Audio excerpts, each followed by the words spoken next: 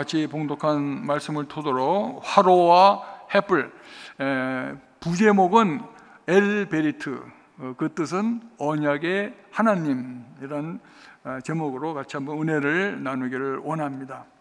오늘 봉독한 말씀의 배경은 이 아브라함이 아직 아브라함이라는 이름을 받기 전의 이야기입니다. 아브라함이 조카 롯이 그 왕들에게 잡혀가고 소돔 그 땅이 완전히 이제 아주 처참하게 농락당할 때 318명에 되는 사병을 이끌고 그 왕들을 쫓아가서 자기 조카 롯을 구하고 그 모든 그 폐물, 노획물까지 가지고 이제 오죠. 와서 그 살렘 왕에게 멜기세덱에게 10의 1조를 드리고 축복을 받으며 이제 오는 그 장면이 오늘 이제 창세기 15장의 말씀. 이때 하나님이 환상 중에 나타납니다. 그리고 요한계시록 할 때도 보면 사실은 이 사도 요한이 환상 중에 하나님의 말씀을 받은 것처럼 이 말씀을 잘 읽어보면 이 아브라함에도 하나님이 환상 중에 나타나십니다. 나타나셔서 하나님의 커다란 언약을 해주세요. 너희는 자손이 모래같이 많을 것이다, 하늘의 별처럼 많을 것이다 라고 약속을 해 줍니다. 그 창세기 14장 5절에 보면 하나님께서 이렇게 얘기합니다. 그를 이끌고 밖으로 나가 이르시되, 아브라함에게 하시는 말씀이 하나님이 하늘을 우러러 뭇배를 셀 수 있나 보라. 또 그에게 이르시되 네 자손이 이와 같으리라 라고 축복의 말씀을 해 주십니다.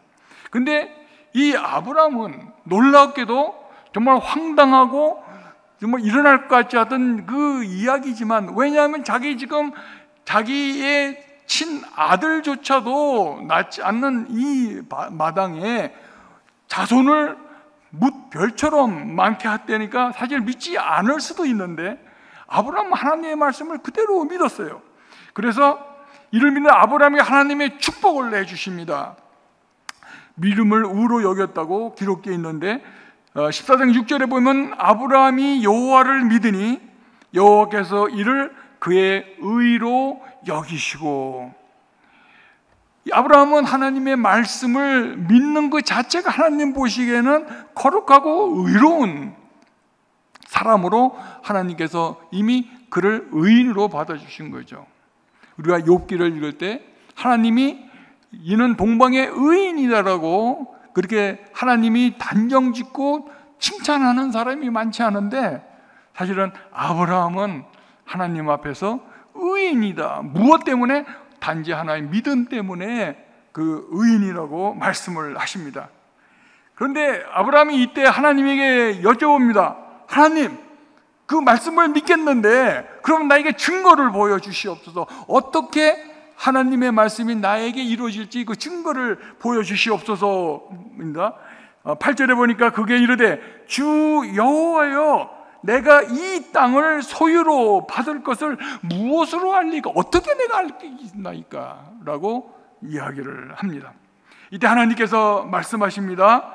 9절에 보면 여호와께서 그에게 이르시되 나를 위하여 3년 된 암소와 또 3년 된 암연소와 3년 된 순양과 산비둘과 집비둘기를 새끼를 제물로 가져오거라 라고 말씀하세요. 우리가 시간 없어서 앞줄을 읽지 못했는데 하나님께서는 이제 그 약조를 하시기 위해서 이제 제물을 바치라고 이야기를 하십니다. 근데 여기 보면은 3년 된 암소가 있죠. 또 염소가 또 암염소예요. 근데 양은 또 습양으로 되어 있어. 또 비둘기, 집비둘기와, 이것은 보통은 이제 부자들은 제물을 드릴 때 이제 소로 드리죠. 가난한 사람들은 이제 비둘기로 이제 지내게 됩니다. 보면은 부자와 가난한 자의 모든 총칭으로 인간을 대표해서 아브라함이 하나님과 언약을 맺는 첫 번째의 놀라운 약속의 제물을 하나님이 요구를 하십니다. 이때 이제 아마 아브라함은 그때만 해도 상당히 이제 부를 어느 정도 축적을 했죠. 그래서 그 하나님이 약속한, 하나님이 엄명하신 그 제물들을 다 갖다 놓는데, 잘 보면 그 10절에 보면 아브라함이 그 모든 것을 가져다가, 그 짐승들을 가져다가 중간을 쪼개고, 그 쪼갠 것을 마주 대하여 놓고 또 새는 쪼개지 않고 두었으며, 이렇게 되어 있어요. 하나님과의 언약의 제물을, 짐승들을 아까 염소와 양과 또 그 소를 갖고 올 때 그것을 전부 다 반을 잘라라 그랬어요. 비둘기, 새를 제외하고는 반을 잘라서 양쪽에 이렇게 세우더라고 명령을 하십니다. 근데 이것이 이제 그 당시에는, 근동에는 어떤 뭐 부족이면 부족, 사람이면 사람끼리 이제 언약을 하고 계약을 맺고 협정을 맺을 때 쓰는 그런 방법이라고 합니다. 근데 하나님께서도 실제로 그 첫 아브라함과의 언약을 맺을 때에 그 짐승을 반을 쪼개서 양쪽을 대고 그 사이에 이제 협정을 맺는 거죠. 고대에는 그러한 협정이 대개 이제 당사자들이 가운데 모여서 그 고기 사이를 지나갑니다. 그것은 무슨 의미를 갖고 있냐면요, 그 만약에 협정이나 언약이나 약속을 어겼을 때에는 이 쪼개진 짐승처럼 피해 보복을 당할 것이라는 그 약속하에 그 제물 가운데 이제 언약을 맺는 거죠. 근데 하나님께서 그 언약의 약속을 아브라함에게 이제 요구를 하시는 겁니다. 그러면서 하나님께서 언약의 약속을 해준, 오늘 봉독한 말씀이 너의 임금 자손들이 별처럼 많을 뿐만 아니라 너의 그 앞으로 갈 지금 이 땅이 너희들이 한 400여 년 동안 다른 나라로, 다시 얘기하면 애굽으로 애굽살이를 하겠지만 다시 400년 뒤에는 이곳으로 돌아와서 이 땅의 주인이 너희가 될 것이다 라고 하나님이 언약을 해 주십니다. 우리가 하나님께서 우리에게 언약을 해줄 때 시간적으로 크로노스적인 것으로 그 정확한 시간을 얘기해 주는 때도 있어요. 우리가 대표적인 게 예레미야서 25장 17절에 나와 있는 70년이 되면 너희들이 그 포로 생활에서 돌아오리라고 약속한 그 크로노스적인 타임의 언약을 말씀해 주는데, 오늘 창세기 15장에도 그렇겠지, 우리 인간이 가지고 있는 시간의 약속을 해 주십니다. 400년 뒤에 너희들이 오리다. 또 제4대가 지난 후에 너희는 다시 이 땅으로 돌아오리라라고 약속을 해 주고 계세요.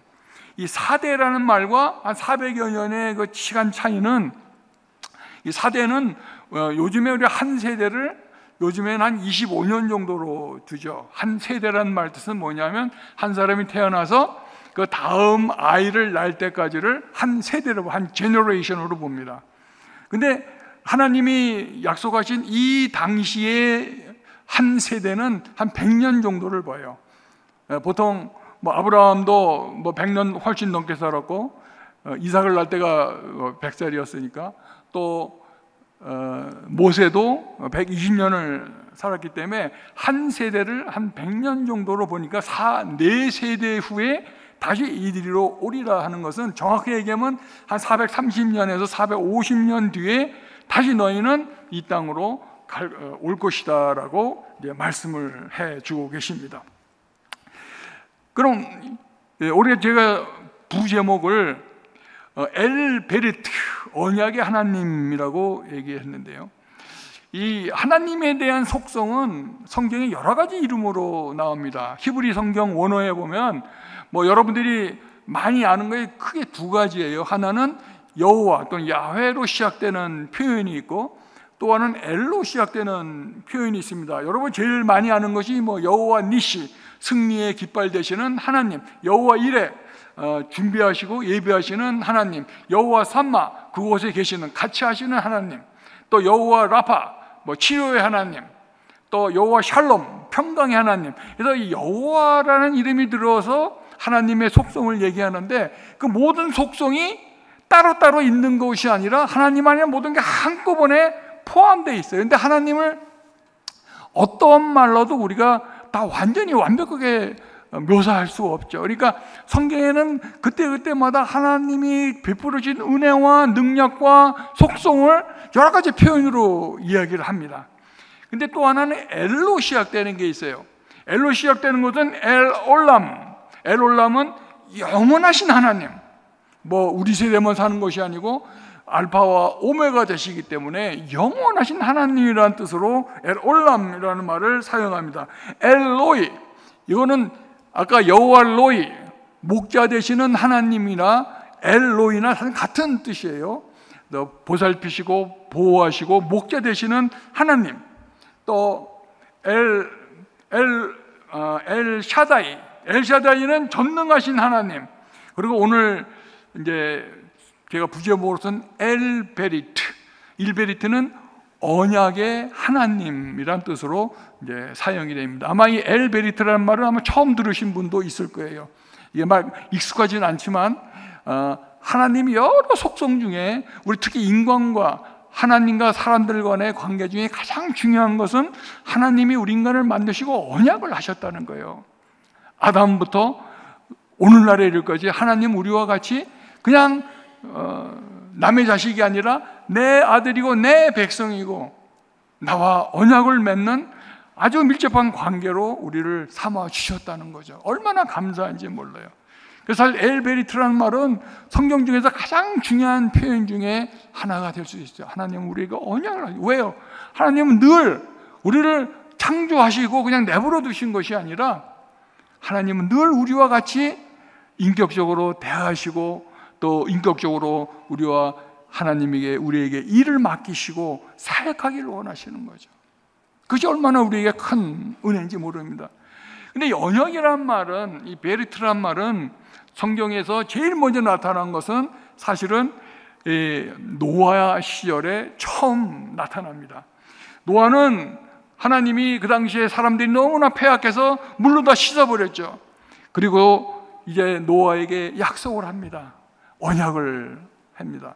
그 창세기 9장 12절 13절을 보면 하나님이 노아에게 이르십니다. 하나님이 이르시되 내가 나와 너희와 및 너희와 함께하는 모든 생물 사이에 대대로 영원히 세우는 언약의 증거는 이것이다. 언약의 증거를 내주십니다. 다시는 내가 물로 너희를 멸하지 않게 하겠다. 내가 그 말하는 언약의 증거는 이것이다. 내가 내 무지개를 구름 속에 두었나니 이것이 나와 세상 사이의 언약의 증거니다라고 하나님께서 그 무지개를 주시면서 노아와 첫 언약을 맺으십니다.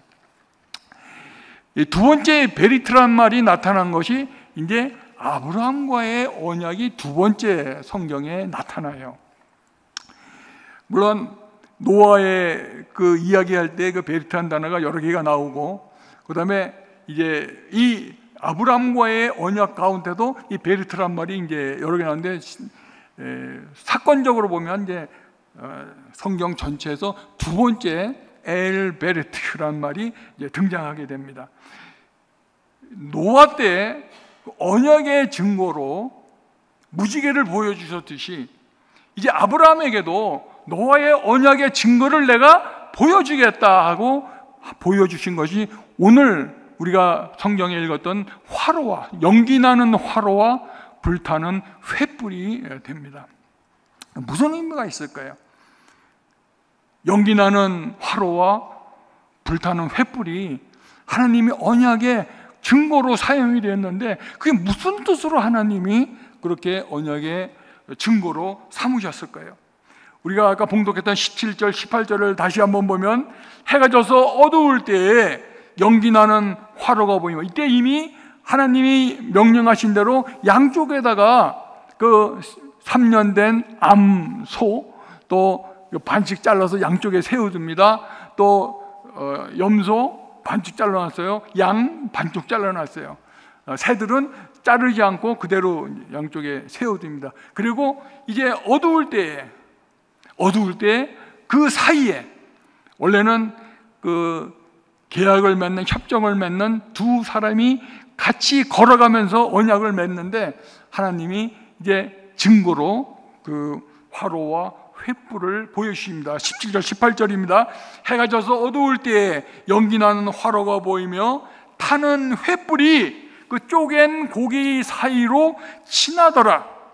그날에 여호와께서 아브라함과 더불어 언약을 세워 이르시되 내가 이 땅을 애굽 강에서부터 그 큰 강 유브라데까지 내 자손에게 주노니 하고 언약의 말씀을 거기다 하세요. 그리고 이제 후반절에 우리가 읽지는 않았지만 그 바로 뒤에 보면 그 지역 지명을 하나하나 낱낱이 설명을 합니다. 뭐라고 설명합니까? 그 19절부터 보면 곧 겐 족속과 그니스 족속과 감문 족속과 헷 족속과 브리스 족속과 르바 족속과 아모리 족속과 가나안 족속과 기르가스 족속과 여부스 족속이 땅이니라 하셨더라. 여부스 땅 맨 마지막에 나오잖아요. 하나님이 놀라운 거예요. 여부스 땅이 이스라엘 백성들이 출애굽해서 가나안 복지에 들어가서 맨 마지막에 정복한 땅이 여부스 땅이에요. 누가 정복했다 그랬죠? 다윗이 정복한 거예요. 그 전까지 다윗이 왕이 되기 전까지는 여부스 사람들이 너무나 강해서 거기를 정복을 하지 못하고 있었어요. 그러다가 이 다윗이 마지막으로 그 여부스 땅을 정복하고 그것이 시온성이었죠. 시온성을 다윗성으로 고치고 그것을 이름을 예루살렘이라 칭합니다. 하나님이 예약하시고 예언하신 그 말씀대로 차례대로 다 이루어지는데 이 사건이 언제 일어나냐면 지금 아브라함에게 말씀하신 이후로부터 4세대가 지난 뒤 430년, 450년이 지난 뒤에 일어날 일들을 너무나 구체적으로 약속하시면서 그 언약의 증거로 화로와 횃불을 하나님이 그 제물 사이로 가도록 하십니다. 근데 여기서 중요한 것이 뭐냐? 왜 그러면 그 쪼갠 고기가 언약의 도구로 사용되었을까 하는 겁니다. 근데 성경을 잘 읽어보시면 히브리어 원어를 잘 읽어보시면 언약을 세우다, 하나님이 언약을 세우다 또는 이 백성이 저 백성과 같이 조약을 맺다 할 때는 카라트라는 말이 앞에 사용이 돼요. 그래서 카라트란 말은 쪼개다라는 뜻이에요. 언약을 세우다, 카라트 베리트란 말 뜻에는 쪼개는 언약을 세우다 하는 뜻이 그 안에 들어가 있어요. 그러니까 대표적인 게 뭡니까? 하나님이 그 명령하신 게 8일 만에 할례를 드리라라고 명령하시잖아요. 그때 할례란 말이 브릿 밀라라는 뜻인데 브리트가 바로 쪼개다는 뜻이에요. 할례가 뭡니까? 그 8일 만에 사내 아이의 그 표피를 잘라서 하나님께 드리는 의식이 할례죠. 그러니까 원어의 뜻대로 보면 쪼개는 언약을 행하는 것, 그것이 할례예요. 그러니까 하나님과의 언약은 쪼개고 자르다라는 의미가 그 안에 이미 들어간 거예요. 말로만 하는 것이 아니라 이 우리의 몸의 육신의 일부를 회송하면서 언약을 맺는 그 목숨을 건 언약이라는 뜻이 그 안에 들어가 있습니다. 그러면 왜 화로와 횃불이 하나님의 그 언약의 증거가 되었을까요? 이게 두 가지 의미가 있습니다. 화로가 가지고 있는 의미와 횃불이 가지고 있는 의미가 있는데 여기서 우리가 성경 전체를 볼 때도 상당히 의미 있는 상징을 가지고 있어요. 이 화로는 그냥 화로가 아니라 연기 나는 화로라고 돼 있어요. 스모킹 퍼니스. 연기가 나는 그 어두움과 또 괴로움, 힘든 고난의 세월을 약속을 하고 계신 겁니다. 하나님이 얘기할 때 뭐냐면 너희들이 이제 한 나라로 가서 400년 이상을 거기서 종놀이 하게 될 것이다. 그리고 다시 돌아올 것이다. 그래서 우리 인생을 볼 때 때로는 희미하고 또 앞이 잘 보이지 않는 그러한 고난의 길을 또 우리가 걸을 때 예수님께서도 사막에서 40일간을 금식기도 하시면서 보냈던 것처럼, 또 이스라엘 백성이 40년 동안 광야를 헤매면서 그 보이지 않는 그 가운데 하나님께서 구름 기둥과 또 불 기둥으로 인도하신 것처럼, 그 의미는 뭐냐면 우리는 스스로 할 수 있는 게 아무것도 없다는 그 의미가 그 안에 내포되어 있어요.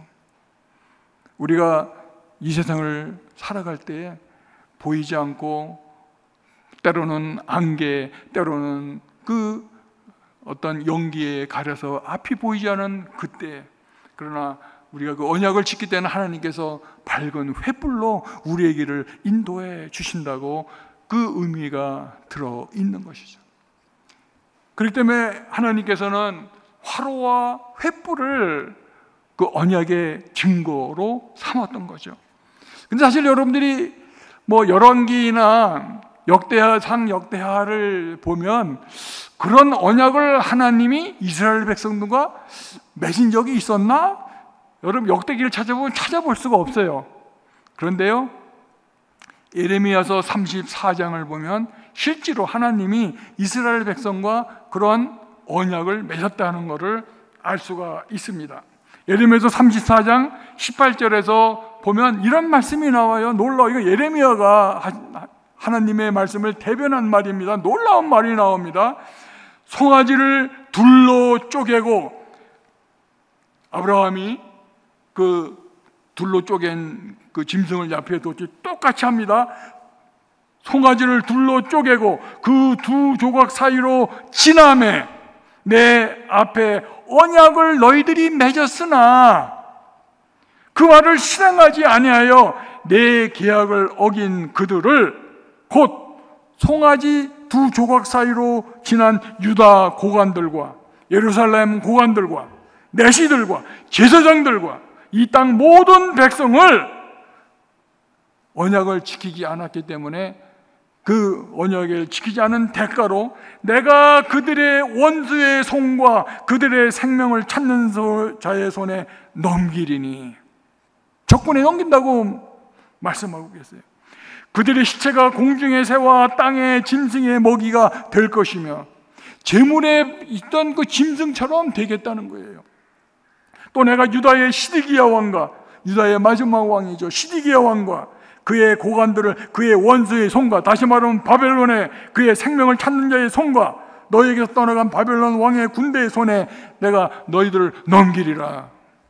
어마어마한 징계의 말씀을 예레미야를 통해서 하나님이 하셨어요. 이거를 보면 이 손은 부자들이 하는 거죠. 그러니까 고관이나 제사장이나 왕들이 그 하나님 앞에서 그런 언약의 제사를 드렸던 거예요. 그런데도 불구하고 그걸 지키지 않고 명을 어겼을 때 하나님이 그 엄청난 그러한 벌을 내리셨다고 이제 예레미야를 통해서 말씀하는 장면이 나옵니다. 오늘날은 사실 우리가 제사의 시대가 아니고 성전의 시대가 아니죠.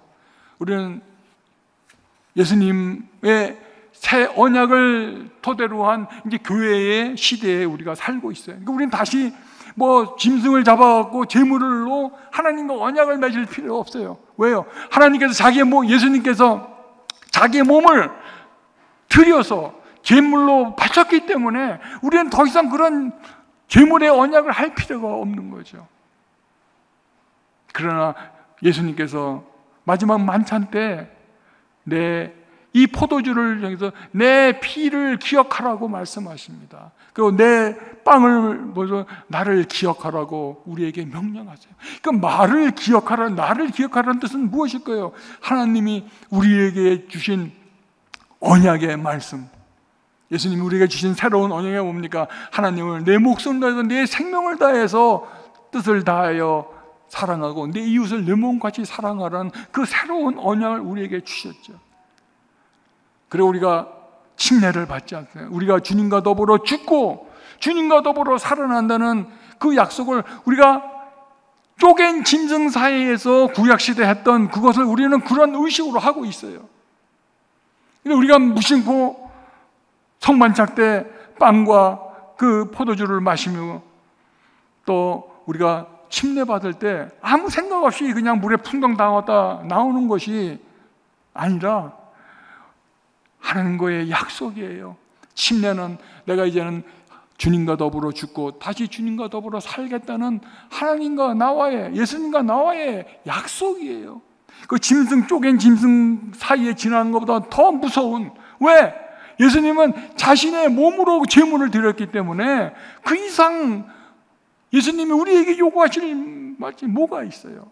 우리는 그걸 지켜야 돼요.